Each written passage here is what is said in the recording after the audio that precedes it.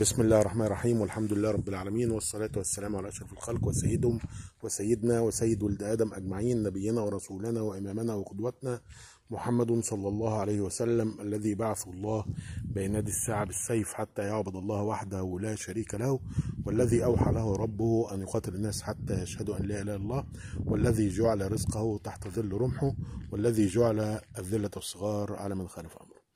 اولا قبل ما ابتدي الكلام في الموضوع النهارده، احب اقول ان انا مش شيخ، انا مسلم عامي، ده عمي اسلمت فبدعو لدين الاسلام، دي اول حاجه يعني.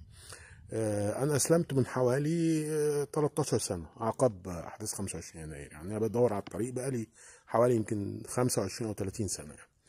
انا عمري النهارده 58 سنه بالمناسبه. النقطه الثانيه، انا مش مدرس لغه عربي، ما بديش حصه عربي، ولا مخارج الحروف عندي ملخبطه، قرايتك القران مش قد كده عادي. فاي واحد بينتقد من الجماعه الضالين دول، والله يعني انت انسان اخرق. انا بدعوك لدين رب العالمين، وبقول لك الصح والغلط فيما اتاني الله وفتح الله علي به، يعني فانت انسان اخرج. زي ما واحد يجي اعجمي بيتكلم باللغه الانجليزيه واسلم وبيدعو الناس للاسلام، يقولوا له روح الاول قومه، روح الاول اظبط حروفك، وروح الاول اتعلم عربي وتعالى. كفار قريش كانوا بيعرفوا العربي احسن مني ومنك، ويمكن كانوا احسن من ائمه الاسلام اللي ظهروا في القرون بعد كده المتاخره. يعني دي نقطه. اما الاخوه الموحدين اللي بينصحوني فجزاهم الله كل خير، وانا بجتهد على قد ما اقدر. نشوف دلوقتي بقى موضوع مين اللي بيتبع السلف الصالح. هل اللي بيدافع عن الاشاعره بيرقع لهم، ولا اللي بيهتك سترهم؟ نبتدي بالامام احمد بن حنبل عندما قال ان من انكر العلو وان الله في السماء فانه كافر، ومن لم يكفره ولا يدفن في مقابر المسلمين ولا يصلي عليه ويرمى في المزبلة. فهل الإمام أحمد ده يعني تكفيري؟ وهل الإمام أحمد يعني بيفرق الأمة؟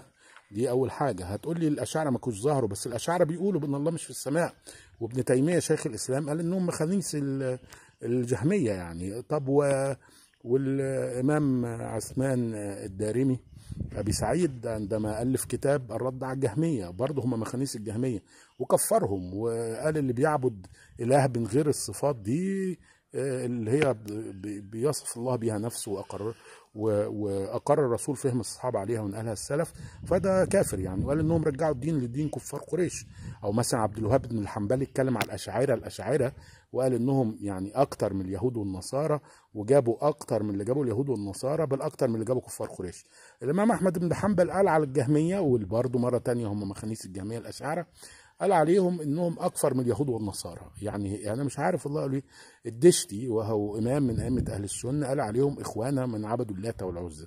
ابن قدامه المقدسي وهو من ائمه اهل السنه قال عليهم ملاحده زنادقه. فيعني انا مش عارف نعمل ايه. ولو انت مش فاهم ان اللي قاله الامام احمد ده في نفي صفه العلو تعيين، تبقى انت غبي يعني، ما لهاش حل تاني، لان ده تعيين. يقول لك يكفر من لم يكفره سليم، فضلا عن صفه العلو دي صفه من اصل الدين لا تستلزم خبر يعني. مثلا يعني دي صفه، احنا خدنا صفه. فانا مش عارف يعني هل اللي بيهتك ستر الاشاعره ويفضحهم مش ده منهج السلف؟ فضح اهل البدع خصوصا لما يستعلنوا ببدعتهم. واللي بيرقع لهم ده انسان